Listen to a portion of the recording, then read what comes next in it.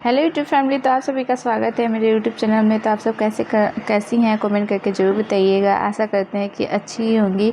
हम भी अच्छे हैं। इस वक्त काम में ज़्यादा बिजी होने के कारण वीडियो नहीं बना पा रहे थे, तो उसके लिए सॉरी। जो भी मैं आगे काम कर रही थी, पूजा वाला ब्लाउज़ जो भी तैयार कर रही थी, तो थोड़ा थोड़ा मैंने रिकॉर्ड किया है, तो मैंने सोचा क्यों ना आप सबको भी दिखाया जाए। तो यहाँ पे मैं वही कटिंग कर रही हूँ सब। तो सबसे पहले आप सभी को बहुत बहुत थैंक यू, धन्यवाद इतना अच्छा प्यारा प्यारा कमेंट करने के लिए और मेरे चैनल को इतना सपोर्ट करने के लिए। और मुझे ये भी कहना है कि जैसे कि 1 साल के अंदर अंदर 1000 सब्सक्राइबर और 4000 घंटा वॉच टाइम पूरा करना होता है, तो अभी तक तो मेरा नहीं हुआ है। तो बस इतना ही आप सबसे रिक्वेस्ट है कि प्लीज़ मुझे सपोर्ट करिए, ताकि अभी 2-3 महीने बस बाकी हैं ये साल पूरा होने में। तो प्लीज़ अपना सपोर्ट करिए ताकि मेरा भी चैनल मोनेटाइज हो जाए। बस मैं रिक्वेस्ट ही कर सकती हूँ। तो प्लीज़ अपना प्यार बनाए रखिए और सपोर्ट करिए ताकि मेरा भी चैनल मोनेटाइज हो जाए। अभी तक तो नहीं हुआ है। तो फिर चलिए, आप सबको मैं यही बताने वाली थी कि आप सब इतना प्यारे प्यारे कमेंट किए, उसके लिए बहुत बहुत थैंक यू, धन्यवाद।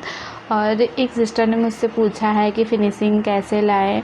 तो देखिए, अपने काम में फ़िनिशिंग लाने के लिए आपको उस काम को ज़्यादा से ज़्यादा करना पड़ेगा, तभी जाके आपके काम में फ़िनिशिंग आएगा। और हर बार आप जो भी जैसे ब्लाउज़ बना रही हैं, तो उसमें आपको अच्छे से उसको टक्स बनाना पड़ेगा, उसका पाइपिंग बनाना पड़ेगा, उसका जो भी काज पट्टी होता है, बटन पट्टी होता है, उसको अच्छे से फिनिशिंग से। अगर आप बहुत ज़्यादा जल्दी में मत सिलिए, उसको हबड़ा करके काम करने से बिगड़ जाता है। इसलिए आप आराम से उस ब्लाउज़ को बनाइए। भले एक दिन में एक ही ब्लाउज़ बनाइए, लेकिन उसको आराम से बनाइए, ताकि उसकी जो भी पाइपिंग बना रही हैं, उसका टक्स बना रही हैं, जो भी उसमें काम कर रही हैं, उसको एकदम फिनिशिंग से करिए। अगर बिगड़ भी जा रहा है तो देखिए, हम बाहर का आवाज़ आ रहा है, उसके लिए सॉरी। तो देखिए, मैं बता रही थी कि अगर अपने काम में आप ज़्यादा से ज़्यादा मेहनत करेंगी तभी फिनिशिंग आएगा। जल्दबाजी ना करें, उसको आराम से बनाइए। हम ये कह रहे थे कि देखिए, जैसे हम लेडीज़ लोग खास करके ये करती हैं ना, कि अगर हमसे थोड़ा सा भी सिलाई इधर उधर चल जाता है, पाइपिंग की बात कर लें, अगर हमसे थोड़ा सा सिलाई बराबर नहीं चलता, इधर उधर चल जाता है, तो हम लोग सोचते हैं चलो चल जाएगा, उसको खोलते नहीं हैं। लेकिन यही हम लोग गलती करते हैं। उसको क्या करना चाहिए, अगर आपकी सिलाई थोड़ी सी भी गड़बड़ा जा रही है, तो उसको खोल दीजिए। फिर से 1 मिनट लगता है, 2 मिनट लगेगा, भले 5 मिनट ही क्यों ना लग जाए, लेकिन उसको खोल करके उसको फिनिशिंग से करिए। सिलाई जहाँ भी आप चलाती हैं पूरी सीधी होनी चाहिए, अच्छी होनी चाहिए। जिस शेप में वो गला बन रहा है उसी शेप में सिलाई भी चलनी चाहिए, नहीं कि सिलाई पाइपिंग के बाहर हो जाए या पाइपिंग के ऊपर चल जाए। ऐसे नहीं होना चाहिए। ऐसे करने से क्या होता है कि जो हमारी पाइपिंग है वो गंदी दिखती है, फिर फिनिशिंग नहीं दिखेगी। फिर इस तरीके से काज पट्टी में भी बिल्कुल सिलाई सीधी सीधी भी होनी चाहिए, अच्छी भी होना चाहिए, और टक्स बिल्कुल बराबर होना चाहिए। जो भी हमारा चारों टक्स बना रहे हैं वो बिल्कुल शेप में आना चाहिए, ना कि एक टक्स छोटा हो गया, एक तिरछा भाग रहा है, कहीं और भाग रहा है। ऐसा नहीं करना चाहिए। ऐसा करने से ही वही फिनिशिंग नहीं होता है। फिटिंग में भी बहुत सारी गलतियाँ कर देते हैं सब लोग की। जैसे कि अभी तक जैसे गांव में मैं बात कर लूँ, तो अभी भी जो मेरे गांव में सिलाई करती हैं, अभी तक उनको जैसे कि नाप लेना नहीं पता है, फिटिंग की साइज़ कैसे लें, किस तरीके से फ़िटिंग करें। तो सिर्फ क्या करती हैं वो लोग, कमर से फ़िटिंग ले लेंगी, चेस्ट का ले लेंगी, यही हो जाता है। आर्मोल की फ़िटिंग नहीं लेती हैं, क्योंकि उनको पता ही नहीं है कि आर्मोल की भी फ़िटिंग जो भी जितना इंच का आर्मोल होता है उतना लेना बहुत ज़्यादा ज़रूरी होता है। अगर आप चेस्ट के हिसाब से ही आर्मोल बना देंगे तो उसमें या तो ढीला हो जाएगा या फिर टाइट हो जाएगा, ऐसा भी होता है। तो इस तरीके से फिर टाइट हो जाता है, तो फिर उसको बनाना पड़ता है। कस्टमर शिकायत करेंगी कि यहाँ काकी की साइड मुझे दब रहा है, चुभ रहा है, ऐसा। फिर अगर ढीला हो जाएगा तो वहाँ का कपड़ा जैसे कि गुलिया जाता है, यानी कि यहाँ पे कपड़ा इकट्ठा हो जाता है आर्मोल की साइड, तो वो गंदा दिखता है। तो इस तरीके से आपको सबसे पहले फ़िटिंग लेना, नाप लेना सीखना पड़ेगा कि किस तरीके से हम नाप लें कि फ़िटिंग अच्छी आए। और अगर आप चाहती हैं कि आपके काम में अच्छे से अच्छे सफाई आए, तो देखिए, ये सब बातें ध्यान में रखना बहुत ज़रूरी है। और मेन बात हो जाती है कि पाइपिंग आपकी अच्छी होनी चाहिए, क्योंकि ब्लाउज़ में सबसे ज़्यादा पहले वही दिखता है कि पाइपिंग, जैसे पाइपिंग वाला ब्लाउज़ बना रही है तो उसको अच्छे से बनाइए। अगर में आप पलट करके ब्लाउज़ बना रही हैं डिज़ाइन वाला, तो उसको भी पलटने का भी, जैसे कि बहुत शुरुआत में पता नहीं होता है बहुत लोग को, जैसे कि मान लीजिए चारकोल वाला गला हम बना रहे हैं तो उसमें हम लोग कट लगाना नहीं जानते, जैसे नए लोग कट लगाना या कोई बताया नहीं होता जो सिखाती है, या फिर हम लोगों को पता नहीं होता तो क्या करते हैं हम पहले ही जैसे सीधे ही उसको कट नहीं लगाते, सीधे सीधे पलट देते, तो जो कोने पे रहता है वहाँ से कपड़ा हम लोगों का अस्तर आता है ऊपर। जब आप कट नहीं लगाएंगे तो वो कपड़ा फैलेगा ही नहीं, तो अस्तर भी ऊपर की तरफ आएगा।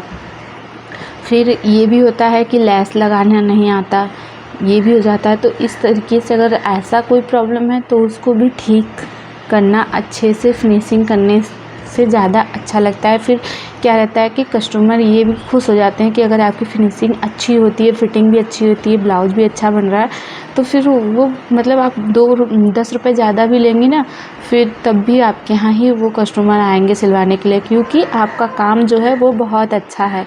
इसलिए आप अपने काम को बेस्ट बनाइए, एकदम अच्छा से अच्छा बनाइए, जितना मेहनत करना पड़े करिए डेली। सबसे पहले ये भी बात होती है ना कि अपने काम को डेली करना चाहिए। डेली एक ब्लाउज़ सिलिए, आधा सिलिए, थोड़ा ही सिलिए, लेकिन डेली काम करने से ना फिनिशिंग आती ही आती है। क्योंकि जब हम रोज़ रोज़ सिलाई करेंगे तो उसमें क्या होता है कि जब हम डेली डेली सिलाई करेंगे तो ये रहता है कि आज अगर कुछ हम लोग गड़बड़ किए तो हम समझ में आता है कि हाँ ये मैंने सही नहीं किया, इसको मैं दूसरे काम ब्लाउज़ में इसको सही से बनाऊंगी, या फिर आप चाहें तो उसी में बना सकती हैं खोल करके। ऐसे जैसे मैंने कहा ना कि हमें थोड़ा आलस नहीं करना चाहिए, उसको खोल करके अच्छा से बना देना चाहिए। क्योंकि टेलर लोग क्या करते हैं कि जो जेंट्स लोग होते हैं वो जो ब्लाउज़ सिलते हैं उनके इस ब्लाउज़ में देखिए बिल्कुल बहुत ज़्यादा फिनिशिंग रहती है, उनको थोड़ा सा भी धागा इधर उधर होना उतना अच्छा नहीं लगता है। तो उसी तरीके से अपना भी सिलाई करिए, क्योंकि अपने काम को सबसे अच्छा बनाना चाहिए। जब आप सबसे अच्छा बनाएंगे तभी तो ये रहेगा ना कि वो सबसे अच्छा सिलती हैं, और भले ही 2 पैसा महंगा लेती हैं लेकिन अच्छा सिलती हैं। तो इस तरीके से बहुत ज़्यादा महंगा भी नहीं लेना चाहिए, क्योंकि हर लोग एक जैसे नहीं हैं, तो जो जैसे हैं उनसे वैसा ही पैसा लेना चाहिए, या आपका एक रेट हो जो कि फ़िक्स रेट हो, सबके लिए ही हो। मेरा क्या रहता है, मैं एक ही ब्लाउज का दाम लेती हूँ सभी से, चाहे वो अमीर हो चाहे गरीब हो, तो ऐसा आप रखिएगा अपना। तो अगर आप सूट बना रही हैं, ठीक है, फिनिशिंग की बात है, तो अगर आप सूट बना रही हैं तो सूट में देखिए आपको कटिंग, जैसे कि बहुत लोग, मैं जैसे पहले सिलवाती थी जब सूट, तो क्या था कि वो कमर से फिटिंग नहीं करती थी सही से, ऐसा प्रॉब्लम आता था। तो देखिए आपको सूट की भी फिटिंग अच्छी आनी चाहिए, उसकी कटिंग अच्छी आनी चाहिए, उसका गला और जो चाक वाला एरिया होता है उसको अच्छे से बनाना चाहिए। तो इस तरीके से आपको अपने काम में अच्छी से अच्छी, जितना मैंने बोला ना जितना आप काम करेंगे उतना फिनिशिंग आएगा। तो आप हर रोज़ काम करेंगे तो आपके देखेंगे धीरे धीरे आपके काम में फिनिशिंग आती जाएगी। ऐसा नहीं है कि आप आज काम की फिर 10 दिन छोड़ करके फिर ऐसे स्टार्ट की, तो इस तरीके से तो मतलब नहीं हो पाएगा ना। इसलिए आप डेली काम करेंगे तभी आपके काम में फिनिशिंग अच्छी से अच्छी आएगी। तो देखिए यहाँ पे मैं अपनी सिलाई भी कर रही हूँ और आप सबसे बातें भी कर रही हूँ। तो यही मेरा आज का मतलब कहना है कि आप अपने काम को डेली करिए, थोड़ा ही करिए बट डेली करिए, क्योंकि देखिए जब आपका काम अच्छा रहेगा तभी ग्राहक लोग आकर्षित होंगे और आएंगे, तो आपको काम ज़्यादा से ज़्यादा भी मिलेगा और अच्छा भी लगेगा कि देखिए अपने मेहनत से पैसा कमाइए तो अच्छा लगता है, कितना चाहे भले कम ही कमाए, लेकिन ये खुशी मिलता है कि ये मेरे मेहनत का पैसा है, तो अच्छा लगता है। बहुत लोगों को मैंने ऐसा देखा है कि क्या सोचती हैं कि जैसे गांव में होता है ना, सिलाई गांव में बहुत कम होता है, सिलाई का जो भी पैसा मिलता है बहुत ज़्यादा कम होता है। ऐसा नहीं कि बहुत ज़्यादा महंगा है। अगर आप सिटी एरिया में, शहर में काम कर रही हैं तो आपको ज़्यादा पैसा मिल जाएगा, क्योंकि गाँव एरिया में ना जो भी सिलाई होती है, ब्लाउज की हो, पेटीकोट की हो, सूट की हो, ये बहुत ज़्यादा कम होती है, मतलब बहुत ज़्यादा ही कम होती है। क्या ही बताएं, अगर आप 10 रुपये भी एक्स्ट्रा मांगेंगी तो वो लोग नहीं देंगी, वो 10 रुपये बल्कि कम ही करा देंगी। तो देखिए ऊपर से आप यहाँ इसकी सिलाई भी, मतलब सिलाई का जो पैसा वो भी कम रहता है। और गांव वाले ये भी देखते हैं कि फिनिशिंग ज़्यादा से अच्छी होनी चाहिए, तो नहीं होती है ना, तो फिर ये लोग क्या सोचते हैं कि पैसा तो कम देती हैं तो ब्लाउज कैसा भी सिल करके दे दो। तो देखिए बस वो अगर आप ऐसे लापरवाही से ब्लाउज बनाएंगी तो सिर्फ एक ही बार आपको ब्लाउज मिलेगा, उसके बाद नहीं मिलेगा, क्योंकि उसके बाद ऐसा हो जाता है कि जब आप कपड़ा अच्छा नहीं बनाएंगी तो कोई अपना कपड़ा तो बिगड़वाना चाहेगा नहीं, तो इसलिए एक बार दे दिए फिर दोबारा वो जान गए कि आप अच्छा नहीं बनाती, तो इसलिए नहीं देंगे। तो अपने काम में फिनिशिंग लाना बहुत ज़्यादा अच्छा होता है। इसी जैसे फिनिशिंग है तो आपको काम भी बहुत ज़्यादा अच्छा मिलेगा, ऊपर से तारीफ़ भी मिलेगी, तो आपको सुनने में भी ज़्यादा अच्छा लगेगा।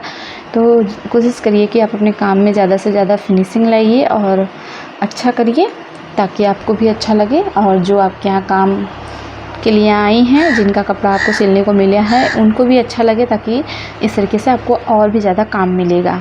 तो आशा करती हूँ आपको मेरी बातें समझ में आ रही हैं। अगर आपके काम में कोई भी ऐसी परेशानी हो रही है कि जैसे कि आपको समझ में नहीं आ रहा कि इसको कैसे बनाएं कि फिनिशिंग अच्छी आए, तो आप यूट्यूब पे सर्च कर लीजिए। यूट्यूब पे कितने सारे वीडियो हैं, आप जो भी सर्च करेंगे तुरंत आ जाएगा, आपको फिर एक आइडिया मिल जाएगा कि आप अपने काम को इस तरीके से बनाइए तो आपका काम अच्छा होगा।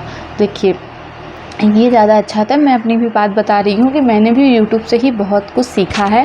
कभी अगर आप लोगों को दिलचस्पी रहेगा कि मैंने सिलाई कैसे सीखा, कितने दिन में सीखा है, मैंने महीनों में तो नहीं सीखा है, सिर्फ दिनों में सीखा है, तो आप कितने दिन में सीखा है, कैसे कैसे करती थी, तो मैंने इतना आगे आ गई मैं सिलाई में, तो कि मैंने तो कभी सोचा भी नहीं था कि मैं सिलाई करूँगी। लेकिन जो आपको करना रहता है ना, जो होना रहता है वो आप सच में दिमाग में कभी नहीं आता है, लेकिन जो होना रहता है वो होता ही है। तो मैंने कभी भी नहीं सोचा था कि मैं सिलाई करूँगी, लेकिन मुझे खुशी भी होता है बहुत कि मैं सिलाई करती हूँ। आप इतना सारा मैं कपड़ा बना लेती हूँ खुद का भी कि मेरे अलमारी में भी जगह नहीं बचता है रखने के लिए। तो सबसे बड़ा फ़ायदा तो यही रहता है कि जो वीडियो आपने पूरा देखा इसके लिए बहुत बहुत धन्यवाद। Thank you.